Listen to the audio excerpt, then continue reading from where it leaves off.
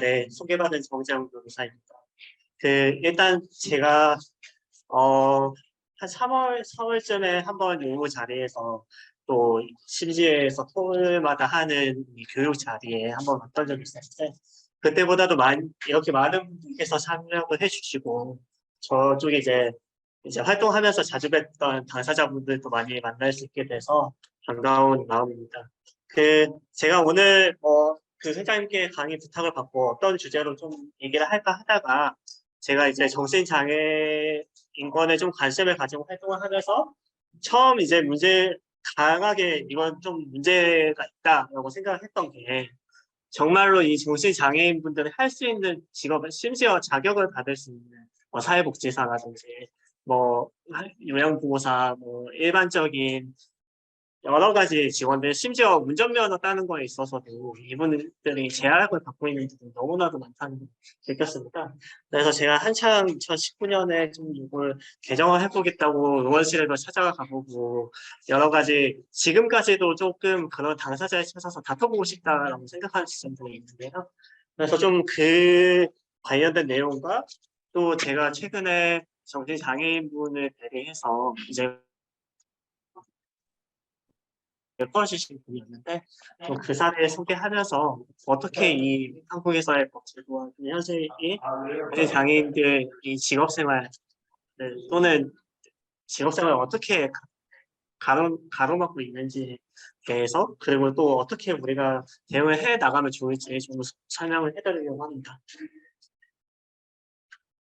네. 순서는 이런 방법으로 할 것 같고 해보겠습니다. 먼저 정신장애인들에 대한 고용 현실입니다.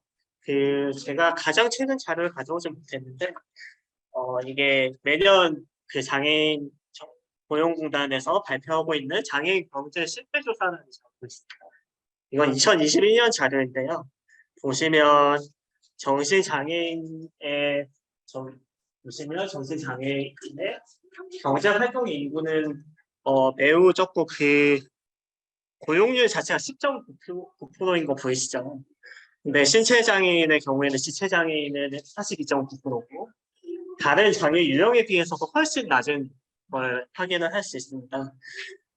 장애인 전체의 평균적인 경제활동 식사율이 37.3%인데 정신장애인은 그거에 못 미치는 3분의 1도 안 되는 수준인 걸 확인할 수 있고 요거는 전후에 여러 가지 통계 사례가 똑같습니다. 2019년에도 최하위였고요. 2022년에도 똑같이 최하위였어요.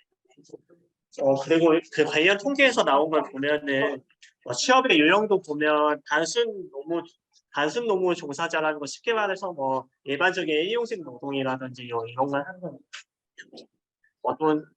또는 일반적인 그냥 쉽게 할 수 있는 아르바이트라든지 이런 걸 말하는데 그게 대부분을 차지하고 있고 당사자들이 직접 본인이 하고 싶은 일을 하지 못하고 있다는 걸 보여주고 있는 거라고 할 수 있습니다. 그리고 또 국민기초생활보장법에 따른 이제 국민기초생활수급자로 살아가는 비율도 62%로 매우 경제적 자력이 제한되고 있는 현실을 확인하고 할 수 있습니다. 네, 제가 말씀드린 것처럼 2021년 이후의 통계나 이전의 통계를 살펴봐 똑같은데요. 2019년에 이제 국립정신건강 복지센터에서 정신건강센터에서 내고 있는 정신건강 동향이라는 자료가 있고요. 고용률 11.6% 최하이고 2022년에는 이제 고용공단에서 상반기랑 하반기를 나눠서 좀 통계를 내는데 거기서도 당연히 정신장애인의 고용률은 최하위인 걸로 나왔습니다. 네, 이런 결과에 대해서 국가인권위원회에서도 노동권 보장을 위한 실태조사를 작년에 냈었습니다. 작년이 아니고 올해 초네요. 올해 초에 냈었는데 여기서도 마찬가지로 이런 통계도 보여주고 또 여기서 특이한 거는 이제 사업주나 아니면 당사자 입장에서 취업을 가로막고 있는 요인이 무엇인가 또는 취업에 대해서 어떻게 생각하고 있냐라는 것들을 좀 조사를 했습니다. 이제 면담 결과를 제가 정리해 놓은 건데요. 사업자 입장에서는 실제로 채용을 해본 사업체 입장에서는 되게 생각보다 긍정적인 반응이 조금 있었던 것 같습니다. 그래서 정신장애인을 취업해본 경험에서 재취용할 의사가 있다라는 면접의 결과가 나오기도 하고, 또 정신장애인 당사자 입장에서는 이 취업이 왜 힘든지에 대해서 좀 취업의 유형 자체는 대부분 정신장애인을 지원하는 관련 기관을 통해서 장애인 일자를 소개받는다든지 이런 게 대부분이고요. 그리고 여러 가지 그 취업을 막는 요소로는 사회적 편견과 여러 증상의 측면이 있다라고 대답을 했었습니다. 그리고 그 외에도 직장 적응이 어렵고 또는 그 정신장애인들에게 또 중요한 것 중에 하나가 계속 지속적인 의학적인 치료와 관리가 필요한데 내가 수급을 더 이상 받지 못하게 될 때 병원비를 어떻게 감당할 거냐에 대한 이런 두려움도 많이 있어서 아예 취업 자체를 희망하지 않는 비율도 조금 있었던 것 같습니다. 네. 그래서 국가인권위원회 조사에서 좀 재현한 내용들을 살펴보면 간단하게 소개를 해보면 고용 정책에서 정신장애인에 특화된 내용은 없다 보니까 여러 가지 고용 및 직업 재활 서비스를 개선할 수 있는 방향으로 정신장애인을 위한 고용장려금을 좀 특화된 일자리 유형을 개발하고 여러 가지 일자리를 확대하는 방안을 만들자라는 제안들이 있었습니다. 외에도 정당한 그 직장 내에서 여러 가지 편의 제공을 만들고 차별금지를 하지 않도록 이제 장애인 차별금지법에서 이런 정당한 편의 제공을 이행할 수 있도록 제도를 확대하자.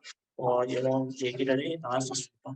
한편으로 또 고용에 관련해서 2019년에 유엔 장애인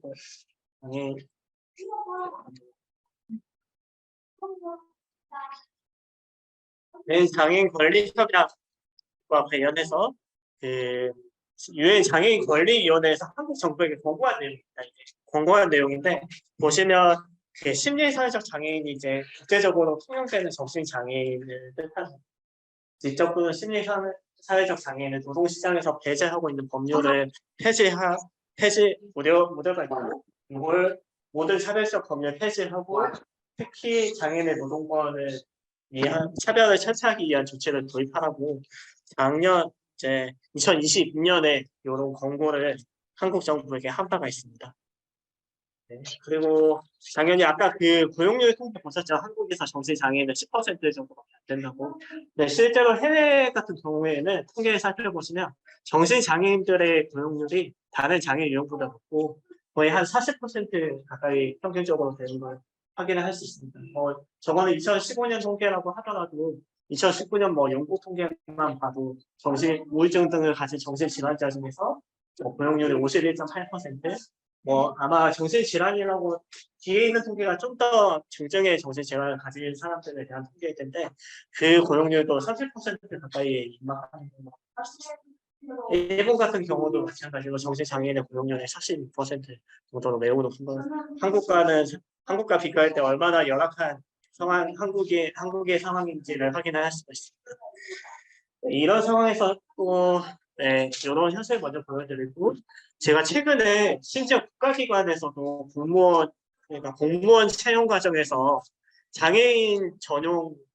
장애인들이 특별히 지원할 수 있는 별도의 전형이 있는 건 알고 계시죠? 그걸 통해서 정신장애인 분이 필기시험에 합격을 했는데 면접 시험에서 부당한 질문을 받아서 불합격하게 된 사례가 있었습니다. 그 사례를 제가 1심부터 2심까지 지원을 해서 최근에 순서를 했었는데요. 그 사례 한번 소개해드리고 싶어서 가져와 봤습니다. 먼저 경위를 설명드리면 원고분 제가 대리했던 분은 정신장애인 3급 양극성 정동장애라고 계시고 다양한 건설 회사에서 직접도 만드는 업무도 하시고 다양한 업무들을 충분히 수행할 수 있는 심지어 증상도 약도 잘 되시고 이렇게 병원도 정기적으로 다니시는 분이었습니다.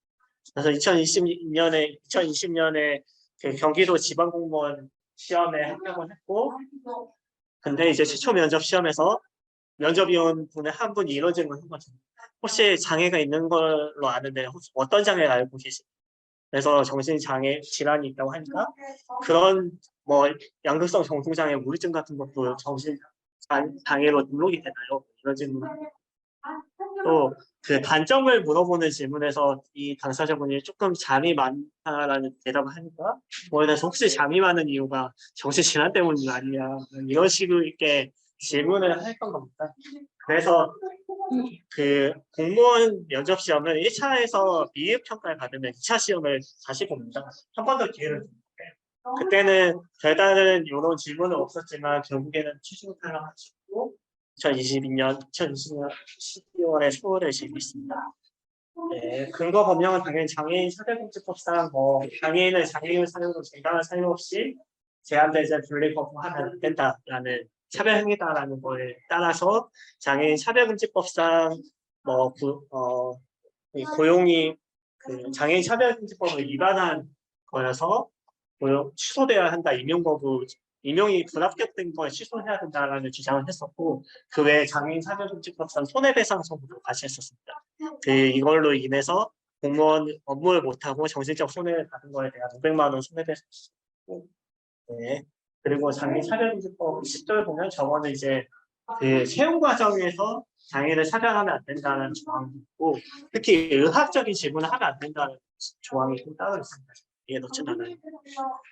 네, 그래서 근데 1심을 저희가 졌습니다. 진 이유는 차별은 있었지만 2차 시험에서는 이런 장애 관련된 질문이 없으니 그러면 위법성이 해소된 거 아니냐라는 식의 법원 입장에서 법 형식적인 논리에 따라서 판단했다고 생각을 하고 심지어 이 법리 자체는 2심에서 뒤집혀서 항소심에서는 결국에는 저희의 주장이 받아들여져서 이 불합격 처분이 취소되고 면접장을 다시 가라는 판단을 받았습니다. 근데 놀랍게도 이 지방자치단체가 최근에 대법원에 상고를 해서 이제 대법원의 판단까지 받아봐야 되는 상황인데 이 정도로 심지어 국가기관에서 장애인 구분 전형으로 모집을 하는 건데도 이 정도의 인식을 가지고 정신장애인들의 직업비를 받고 있다는 확인을 할 수 있습니다. 물론 이 당사자분은 이 이후에 좀 장애 자조단체 이런 데 활동을 열심히 하시면서 되게 적극적으로 살아가고 계시는 분이어서 이 소송의 결과 무관하게 계속 경제 활동을 하실 수 있을 거라고 생각이 되지만 결국에는 저는 이런 사례 자체가 시사하는 점 자체가 이제 일반적인 사기업에 취업하는 거에서는 정말로 편견이 가득할 수 있지만 국가기관에서는 최소한 이러면 안 되는 거잖아요. 근데 이런 사건들이 있었다. 이거 소개해드리고 싶고 이런 사건들은 사실 저희가 장애인들에 대해서는 그래도 다른 소수자에 비해서 차별금지법이라는 게 있다 보니까 이렇게 다툴 수 있는 그런 하나의 수단이 있습니다.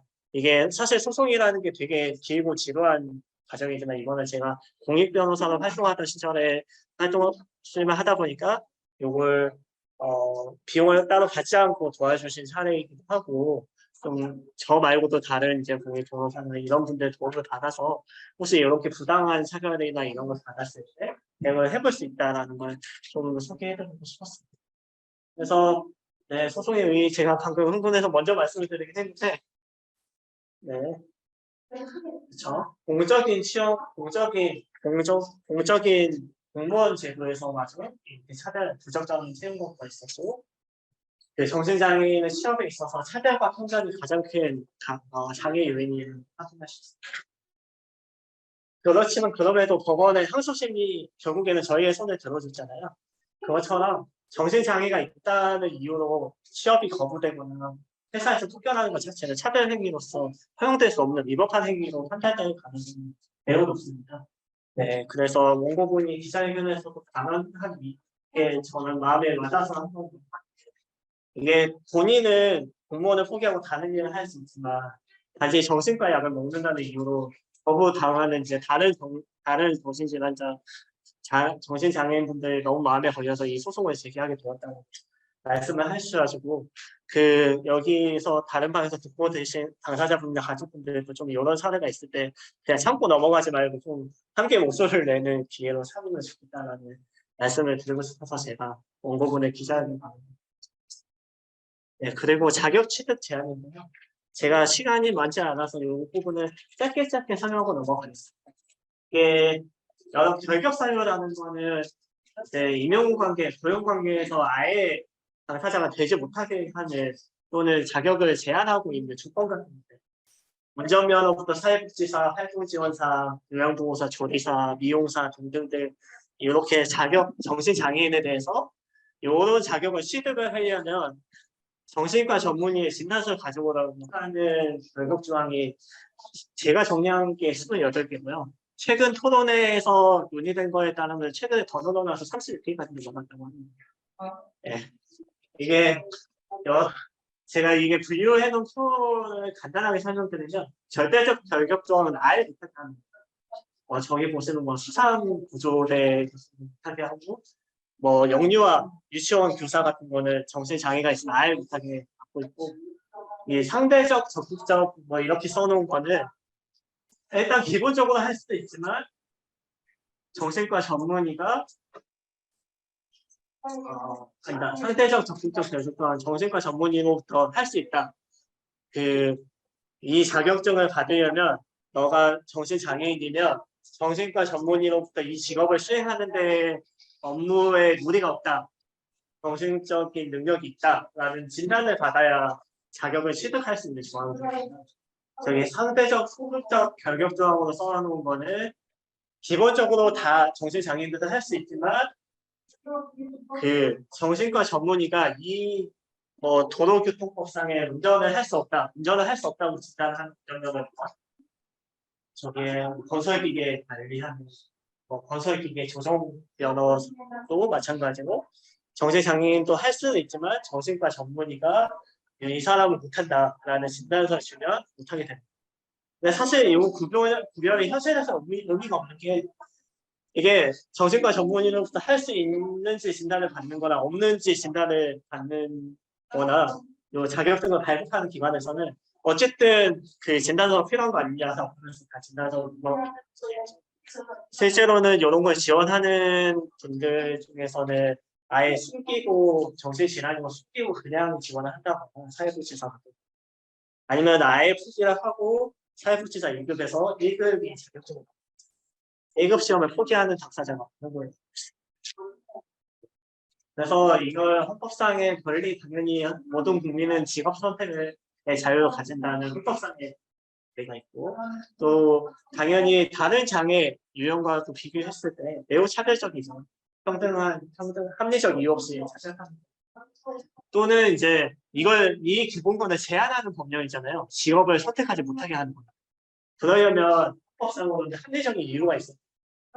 제한할 수 있는 법리 중에 하나가 국가안전보장 질서유지 또는 공공복리를 위해서 제한을 할 수 있도록 하고 있는데 그 경우에도 본질적인 내용을 실현할 수 없고 그래서 정말로 제한을 하면 신중하게 해야 되고 합리적인 이유가 있어야 된다는 이 원리가 구현되어 있습니다. 근데 저는 이 자격 결격 조항들은 다 이걸 위반하고 있다고 저는 생각하고 있거든요.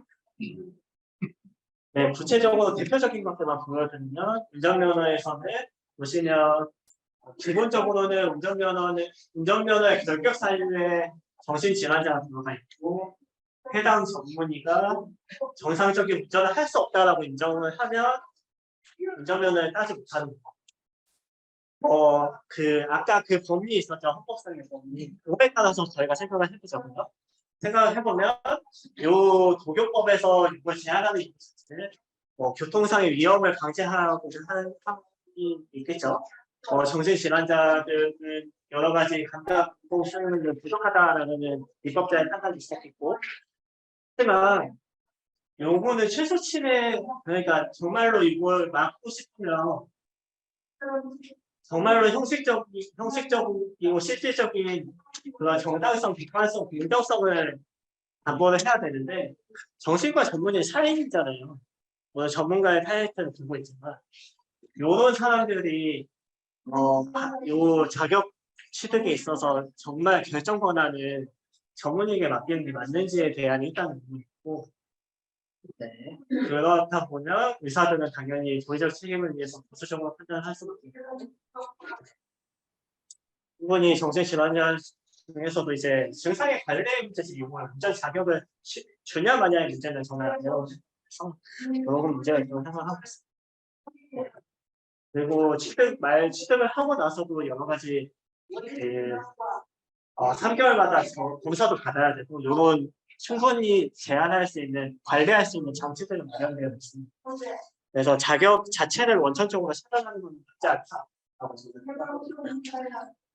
그다음 이제 대표적인 게 이제 장애인에 대한 사회복지사의 자격 취득 제한인데 여기서도 보시면 사회복지사가 될 수 없다라고 하면서 뭐 그 전문의가 정신과 건강 전문의가 사회복지사로 적합하게 할 수 있다라고 하는 경우에만 자격증을 취득할 수 있도록 하고 있습니다.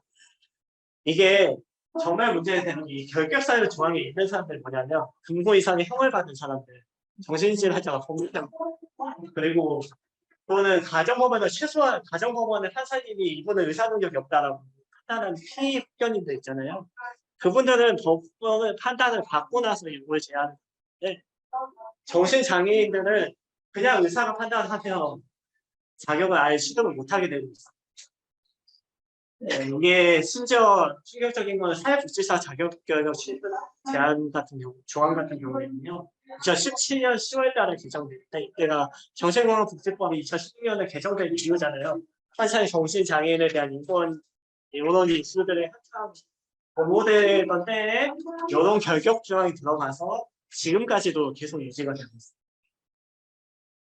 정말 문제적이라고 생각을 했고, 나머지 조항들도 다 비슷한 형식인데 이거는 이용사의 이용 마찬가지로 정신질환자는 못하고 전문의가 위생사로 적합하고 인정하는 사람은 할 수 있다. 심지어 정신과 전문의들 이런 직업에 대해서 이런 직업의 전문성 또는 이런 직업에서 안전 이런 직업의 특성 같은 걸 각각 다 이해를 하고 있습니다. 저는 아니라고 생각합니다. 그럼에도 여러 가지 28개나 되는 직업에 있어서의 직업 제한을 다 전문의의 판단에 맡기고 있는 문제가 발생하고 있습니다. 심지어 2021년에는 저렇게 식품위생법이나 장사, 장례 지도사기, 장애인 활동지원법 등으로 정신질환자의 이런 자격을 제한하는 조항이 발의가 되긴 했었습니다. 물론 통과까지 되지는 않았었는데요. 그래서 제가 한창 2010년에 2020년에 항상 개정해보겠다고 이걸 해제하는 개정안을 두고 왔었습니다. 이거는 제가 가져간 개정안 아니고 이런 형태의 개정안이 한번 발의가 되었었습니다. 이모경 의원실에서 한번 발의가 되었었는데 근데 사실 별로 바뀐 게 없는 거죠. 바뀐 거는 전문의가 사회복지사로 여기서는 할 수 있다고 인정을 해야 자격을 취득할 수 있고 의원실에서 발의한 개정안을 다 할 수 있지만 정신과 전문의가 사회복지사를 할 수 없다고 판단을 못한다고 이 정도의 형태의 개정안을 만든 건데 사실은 이거 자체도 현실에서는 결국에는 진단서를 요구하게 된다는 점에서 크게 바뀐 게 없다라고 생각이 들고 다행히 통과가 되지는 않았습니다. 이런 법령에 대해서 2018년에 이미 국가인권위원회가 이걸 폐지하거나 완화할 것을 권고하였는데요. 이런데도 아직까지도 계속 조항은 유지되고 있는 상황이고 2020년에도 마찬가지로 보건복지부에서 더 넣으려고 하는 시도들이 있기도 했었습니다. 네, 그래서 요거에 대해서 어떻게 했으면 좋겠냐라고 했을 때 저는 당사자만 있으면 헌법재판소로 가져가서 한번 다퉈보고 싶다는 생각을 하고 있습니다. 보시면은 이게 비슷한 사례들이거든요. 그 피성년 후견인이 공무원에서 그러니까 성년 후견의 대상이 되면 자동으로 퇴직하는 조항에 대해서 이미 작년 12월에 위헌 결정이 한 번 있었고 그리고 비슷하게 피한정 후견인이면 사회복지사의 자격을 못하게 하는 거에 대해서도 2021년에 민주당과 헌법소원을 저랑 비슷한 같이 활동하는 변호사 중에 한 분이 헌법소원을 하셨습니다. 그래서 정신장애인분도 마찬가지로 더 위헌성이 저는 크다고 생각합니다. 이런 거 다 써봤으면 좋겠다라는 생각을 하고 있고 그래서 이게 다 말씀드린 건데 정신장애인을 이유로 했구나 징계는 당연히 부당해고 구제신고를 할 수 있고 민사로 손해배상 청구도 할 수 있고 장애인 차별금지법상 차별행위가 돼서 바꾸을 수 있어요. 뭐 이런 사례가 있으면 얼마든지 주변 변호사나 저한테 여쭤보시면 좋고 또 입법자분도 저희의 당사자 단체 가족단체 차원에서 모션을 내야 되는데 그 장애인복지법 15조가 폐지가 됐잖아요. 폐지되고 나서 장애인 재활시설, 직업재활시설을 이용할 수 있게 됐지만 실제로 이용을 못하고 있잖아요. 이런 현실에 실제로 갖춰져 있는 그 직업재활 서비스라도 이용할 수 있게 해달라는 목소리를 계속 내야 되고 또 정신장애인들을 위한 특화된 여러 가지 서비스 인프라를 요구해야 되고 동료 지원 활동 같은 거 오늘 오신 당사자분들도 많이 하고 계신 분들도 있을 텐데 그런 것들도 확대되고 소득보장 제도와 여러 가지 연계할 수 있는 것들 그리고 고용 지원을 한다고 해서 의료 지원을 중단되는 이런 현재와 같은 형태의 제도에 대한 목소리를 꾸준히 내시면서 같이 제도 개선의 목소리를 같이 해나가면 좋겠다라는 생각을 해보면서 오늘 발표 마치겠습니다.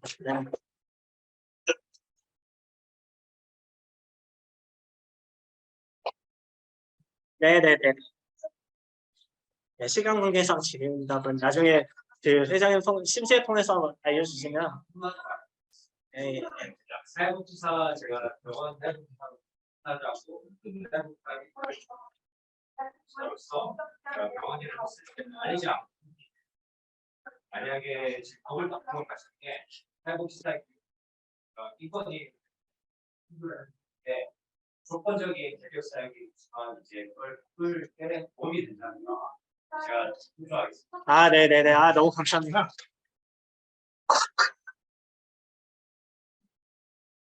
제가 답변을 드려야 돼서 제가 정말로 방금 말씀이 힘이 되는 게 제가 의원실에 갔을 때 의원실에서 돌려서 거정한 이유가 일단 통계가 필요하다. 사회복지사로 잘 활동할 수 있는지 이런 것들을 한번 실태조사 해보자라는 걸 말씀하셨는데 그 말씀하신 것처럼 당사자이심에도 잘 충분히 활동하시는 모습들을 저희가 모아서 한번 개정운동 같은 걸 해봐도 좋을 것 같다는 생각을 합니다. 네, 감사합니다.